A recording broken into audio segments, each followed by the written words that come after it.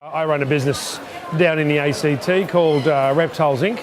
We do run it as a business, but the reason I'm into reptiles is because I have a private collection which includes some 400 reptiles and amphibians. So it's not just a question of selling the product, it's also because I have need to use it myself. I met the Kritter Crumble team late last year, and they asked me if I'll trial the product for them.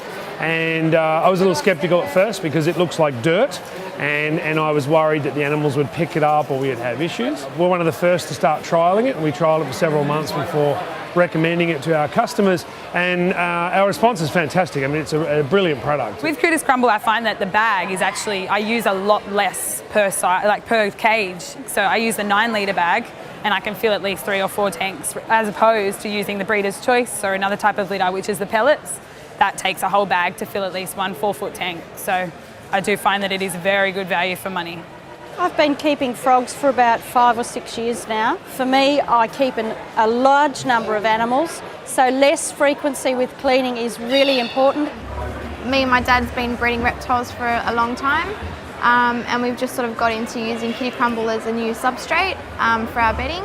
We've been using on a fair few different types of snakes, diamonds, blackheads, womas, stuff like that, and we get to try it on bearded dragons. We've got a sample of it here today, and we've also been selling in store and have a great market with it. Compared to some substrates, yes, it's pretty easy to use. There's 2 different sizes. We do stock both sizes. We've always got them here in store, and they cover really good in an enclosure. For instance, I've used the bigger bag in this enclosure here, and I had basically half a bag left over. What I like best about it is that it's cost effective because we do use a lot of it, and it's good to keep the enclosures clean by constantly changing it. I think one of the best things about the Kritter Crumble is that it seems to wick away the moisture, and certainly is very good for keeping in the smell.